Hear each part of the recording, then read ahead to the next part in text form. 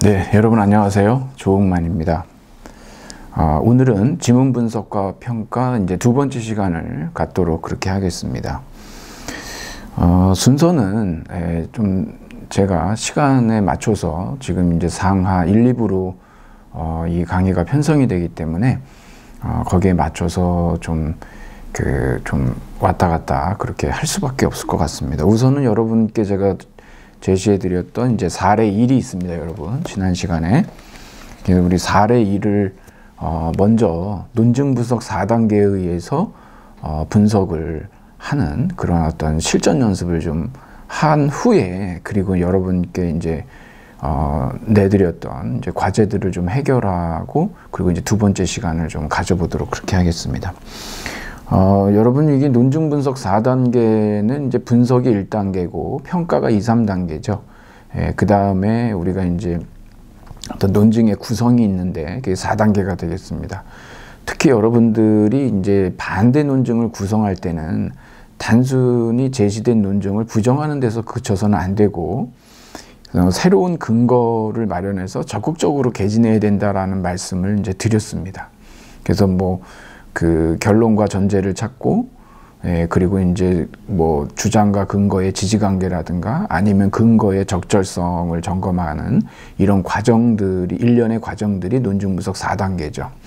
그것에 따라서 우리가 지난 시간에도 실전 연습을 해봤는데, 새로운 이제 여러분께 그 예를 통해서 한번 또 살펴보도록 그렇게 하겠습니다. 우선 여러분 사례 1은요. 죄 없는 인간을 죽이는 것은 그릇된 일이다. 인간의 태아는 죄 없는 인간이다. 따라서 인간의 태아를 죽이는 것은 그릇된 일이다. 라고 하는 이러한 어떤 아주 그 직관적으로 드러나는 이렇게 짧은 논증이 있습니다, 여러분. 우선 우리가 1단계로는 결론과 전제를 찾는 건데, 이것은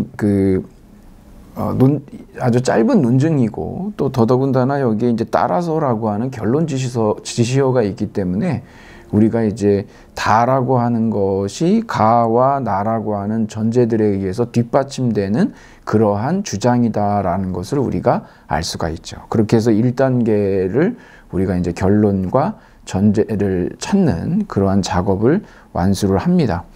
그 다음에 이제 두 번째 단계에서는 그 전제와 결론의 이제 지지관계를 보는데요. 여러분들이 여기 이 논증을 살펴보면 죄 없는 인간을 죽이는 것은 그릇된 일이다라고 하는 전제가 있고, 그 죄 없는 인간에 속하는 특정 대상이죠. 바로 인간의 태아라고 하는 것입니다. 그렇기 때문에 인간을 태아를 죽이는 것은 그릇된 것이다라고 하는 형태의 논증을 이제 끌어내는 거예요. 이미 여러분 아시다시피 결론의 진술 내용이 전제에 이미 다 들어있죠. 이런 경우 어떻습니까? 우리가 그 전제를 받아들이고 결론을 거부할 수 있는 그런 판례를 상상할 수 없지 않습니까? 그렇기 때문에 이것은 연역 논증이고, 거기에 또 타당한 연역 논증이라고 하는 것을 우리가 알 수가 있죠. 그래서 전제가 결론을 잘 뒷받침해주고 있다. 그래서 이 지지관계를 통해서 우리는 결국 이 논증은 연역 논증이고, 결론의 내용이 전제들에 이미 다 들어있다라고 하는 그러한 주장을 통해서 2단계를 이제 마무리 지을 수가 있습니다. 3단계로 가서는 이 전제의 어떤 적절성, 신뢰성을 우리가 점검해 보는 것인데, 우선 여러분 가라고 하는 것, 죄 없는 인간을 죽이는 것은 그릇된 일이다라고 했는데, 아무래도 여러분 우리가 고의로 다른 사람을 살해하는 행위는 살인죄에 해당이 되죠. 그래서 전제 가는 우리가 받아들일 만 합니다. 이것을 이제 뒷받침해 줄 수 있는 구체적인 증거는 형법 제250조 1항이 있습니다. 그래서 사람을 살해한 자는 사형, 무기 5년 이상의 징역에 처한다라고 이렇게 이제 제시할 수가 있는 것이죠. 이걸 통해서 우리가 전제 가는 이러한 근거 자료를 통해서 받아들일 만하다라고 할 수 있습니다. 전제 나는 어떨까요, 여러분? 이 전제 나에 대해서는 의견이 사실 분분합니다. 인간의 태아는 죄 없는 인간이다. 과연 이 태아가 인간이냐라고 하는 이 어떤 뭐 생명윤리, 의료윤리와 관련된 논란들이 좀 있어요. 보통 우리가 이제 생물학적으로는 임신 10주부터 우리가 이제 보통 이 태아를 이제 인간으로 이제 보는 게 이제 임신 10주입니다. 그런데 이 어떤 그 생명윤리와 관련된 상당히 이제 보수적인 입장에 있는 사람들의 주장에 따르면 이건 뭐 수정란부터 인간이다라고 주장을 하거든요. 예, 수정된 때부터 인간이다라고 하기 때문에 보수주의자의 입장에 따르면은 전제 나도 인간에 대한 죄 없는 인간이다라고 하는 것을 우리가 받아들일 만하다라고 할 수가 있습니다. 보수주의자의 입장에 따르면 4단계로 한번 가보면은요. 예, 제가 여러분한테 이미 이번 그 안내문을 통해서 뭐 사례 1에 대한 그 반대 논증을 제시를 해드렸는데 아무래도 여러분 이 사례 1에 대한 반대 논증을 여러분들이 구성한다라고 하면은 적극적으로 여러분들이 어떤 새로운 근거를 좀 제시할 필요가 있겠죠.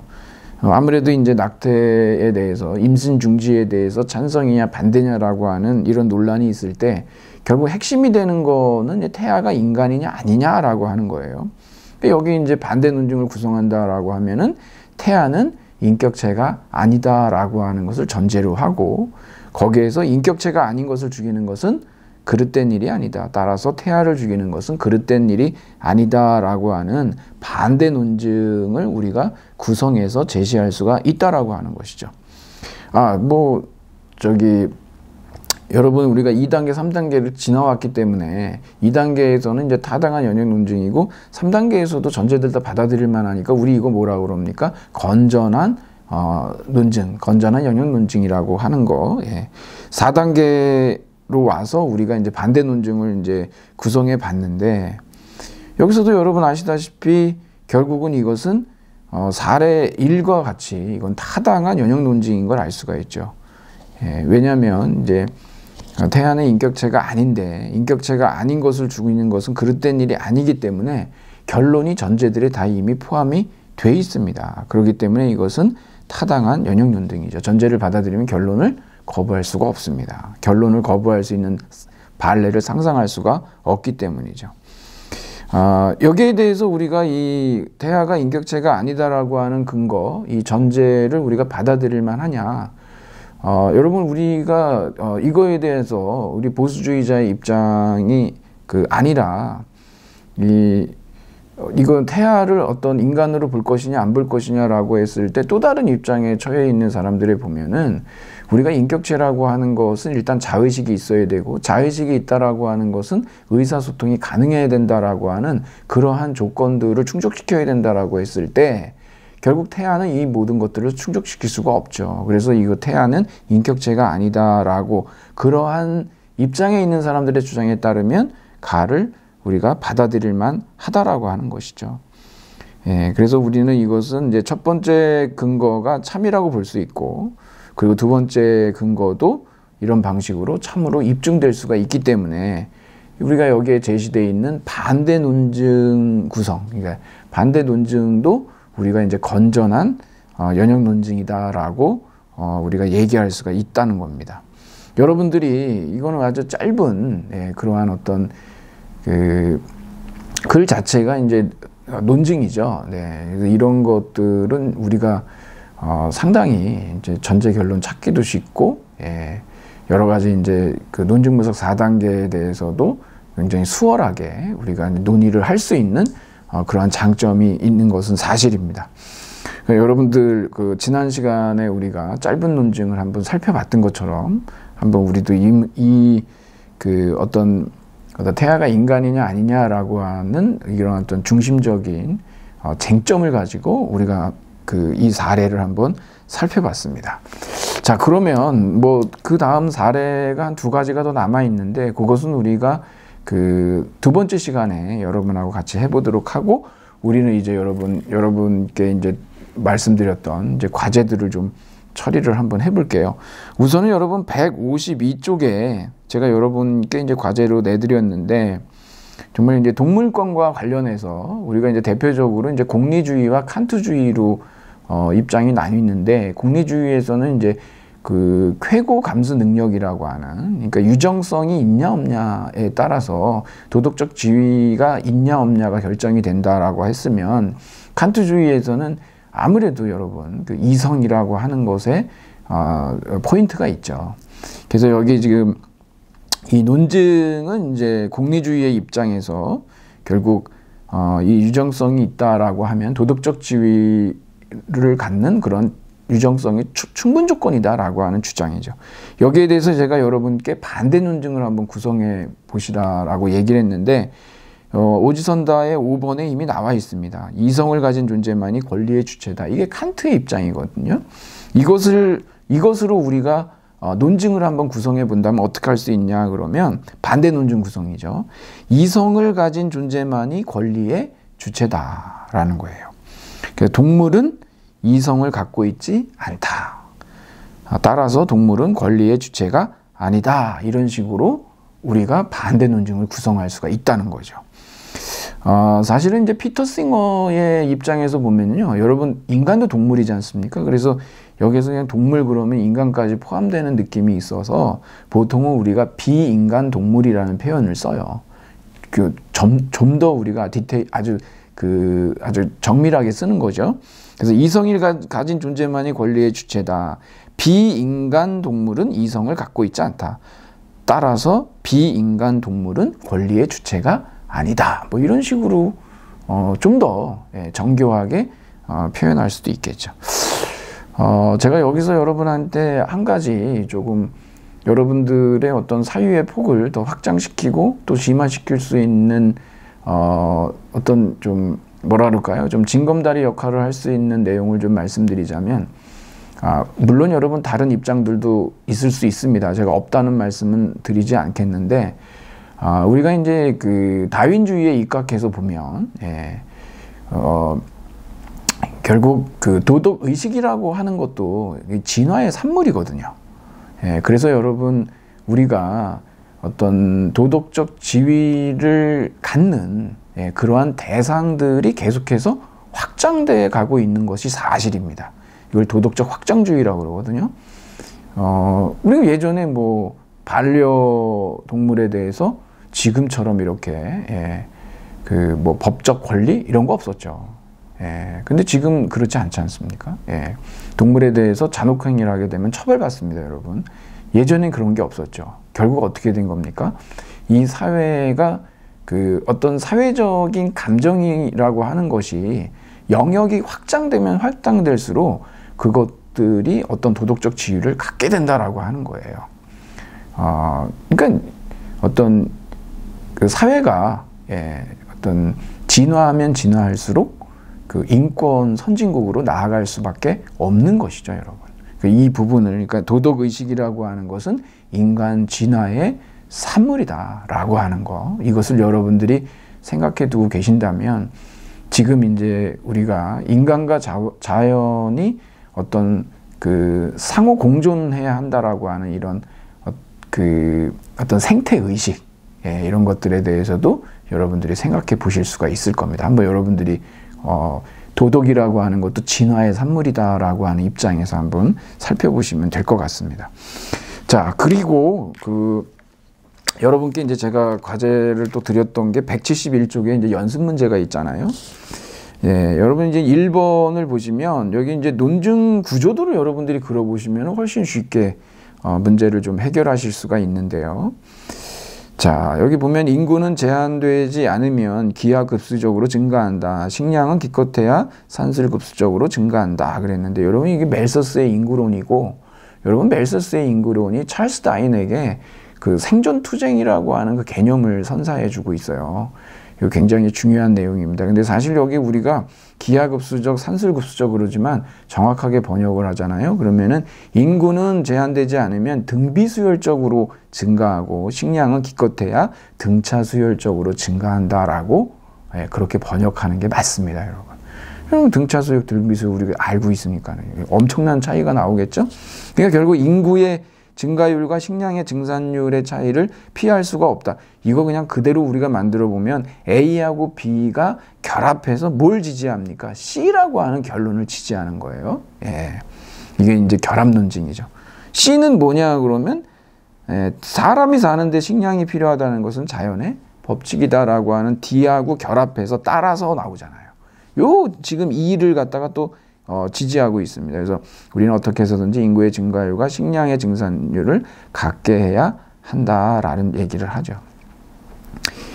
자, 그 다음에 결과적으로 그래서 F하고 G하고 H가 이렇게 나오는데 요거는 여러분 연쇄 논증이에요. A면 B, B면 C, C면 D, 그러므로 A면 D 이런 식이란 말이죠. 그래서 여기에서는 결국 그러므로 모든 구성원이 편안하고 행복하게 사는 완전한 사회란 있을 수가 없다라고 하는 이것이 여기에서 이제 주 결론이자 최종 결론이 되겠죠. 그리고 여러분들이 그러니까 A하고 B가 결합해서 C를 지지하고 C하고 D가 결합해서 E를 지지하고 E가 F, G, H 있죠. 예.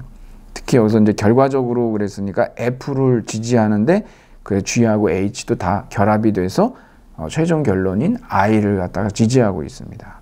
그러니까 여기 정답은 5번이 되겠죠, 여러분. 여기 I가 최종 결론이자 주결론이고 1번은 D가 아니라 C고 2번도 G가 아니라 E죠.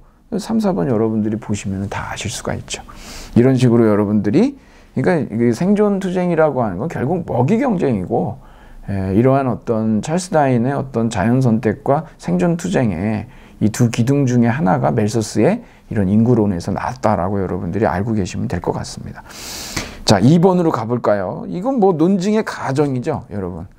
자, 1번부터 우리가 보면은 너도 먹고 살아야 하잖아. 돈을 벌어야지 그랬는데 1번을 보니까 먹지 않으면 살 수 없다는 전제가 추가될 경우 부당한 논증이 되죠.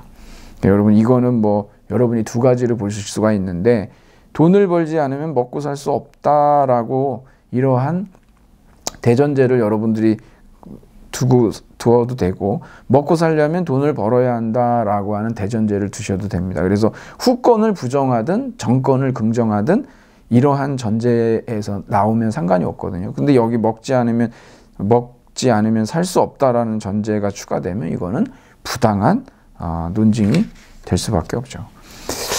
자, 그 다음에 2번으로 가면은 영어를 잘하려면 미국에서 살아야 한다는 전제가 추가된다? 그러면 부당한 논증이 되죠. 여러분 이거 후건 긍정의 오류이기 때문에 그렇습니다. 3번 마찬가지로 이거는 이제 전건 부정식이기 때문에 이것은 부당한 논증이고 4번은 여러분 영희가 지각했다는 전제가 추가될 경우에 마찬가지로 이것은 부당한 논증이 되는데 왜 그러냐 그러면 이게 선언지 긍정의 오류가 되잖아요. 이것을 우리가 이게 이제 타당한 논증으로 만들기 위해서 전제가 추가되려고 한다 그러면은 여기에서 여러분 이게 포괄적 선언이 되면 안 되고 배타적 선언이 돼야 되잖아요. 그러니까 영희가 지각을 했고 영희와 민호 둘 다 지각을 하지는 않았다라고 전제를 제시하면 이것은 타당한 논증이 되는 것이죠. 근데 여기서는 해당이 안 됩니다. 그럼 정답은 5번이겠네요. 그 위급한 상황에서 너는 나를 도와주지 않았다라는 전제가 추가될 경우 타당한 논증이 된다? 이것은 후건 부정 논증으로서 타당한 연연 논증이죠. 그래서 정답은 5번이 되겠습니다. 여러분들이 한번 이거 제가 지금 말씀드린 걸 한번 확인해 보시고 3번으로 한번 가보죠. 3번에 보니까 그 첫 문장과 보기예요. 둘째 문장 모든 경우에 해당하는 보편 진술로 간주하면 이 논증은 타당합니다. 맞습니다, 여러분.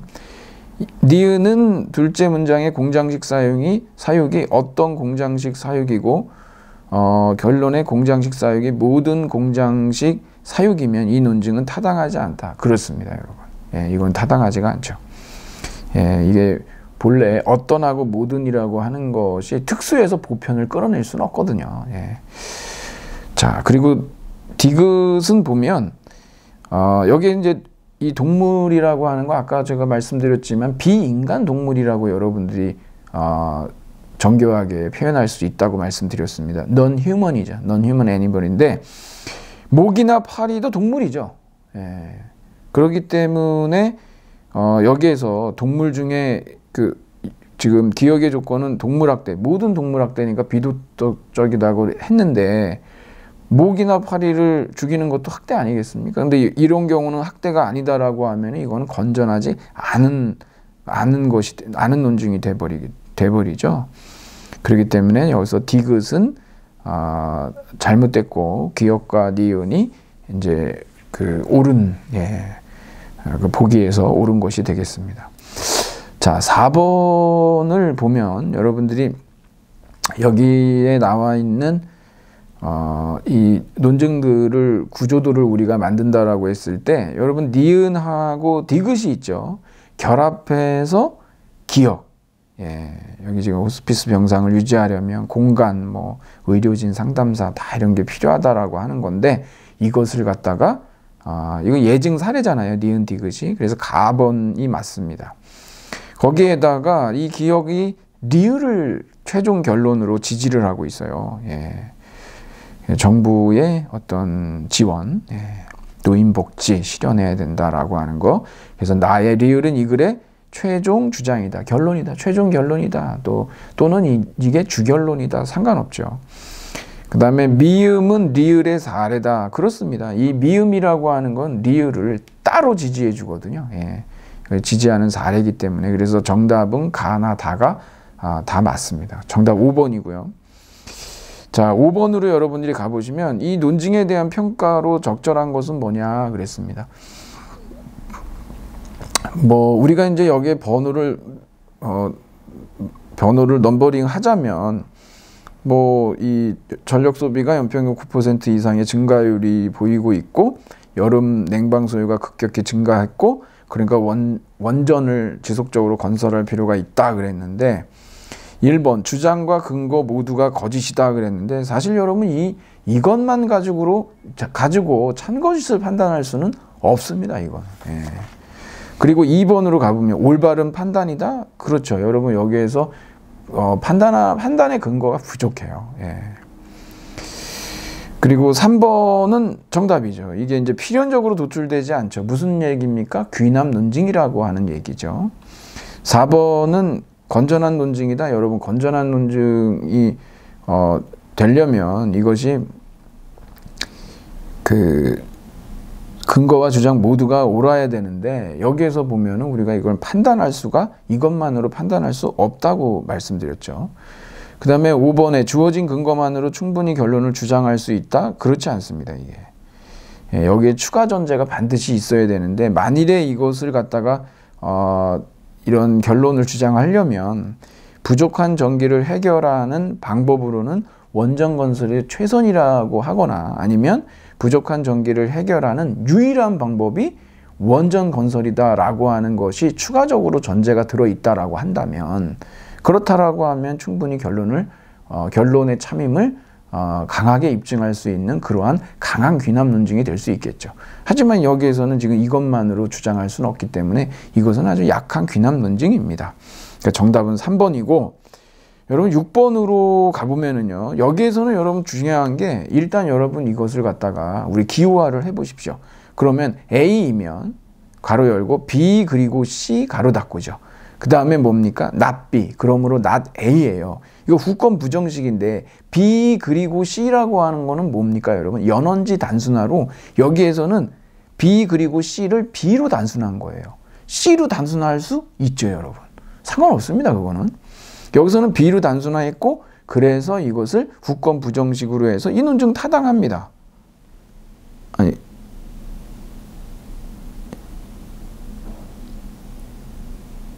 타당하죠. 타당하죠. 그러니까 여기 가가 이거 잘못된 거고 나는 뭐냐면은 3에서 2를 부정하는 명제가 추론된다. 그럼요. 이게 후권 부정식이니까. 다는요. 4가 도출되려면 이 낫씨가 낫씨라는 전제가 추가돼야 되는 게 아니고 낫씨라는 전제로 대체해야 되죠. 그러니까 여러분 낫비가 오든 낫씨가 오든 상관은 없어요. 여기에서 연원지 단순하니까. 그래서 정답은 나가 되겠습니다. 전제로 다는 이러한 전제로 대체해야 한다라고 해야 되겠죠. 여러분 7번 이거는 우리가 이제 107쪽의 예 18을 통해서 똑같은 문제입니다. 이것은 우리가 기저율의 오류죠. 정답은 4번인데요, 여러분. 4번입니다. 그래서 1번을 보면은 이 췌장암에 뭐 90%의 확률로 걸렸다? 이게 바로 기저율의 오류라는 것이고, 이건 그릇된 것이죠.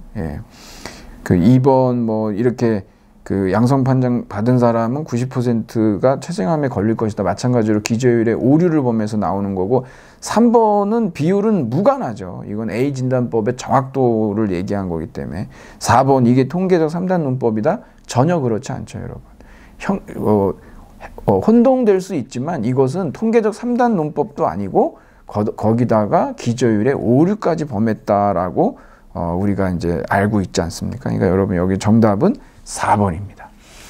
자, 그리고 여러분 제가 여러분한테 이제 그 논증에서 가정된 그 전제와 결론을 여러분 말해보라고 하는 거를 드렸었죠. 1번부터 보면은요.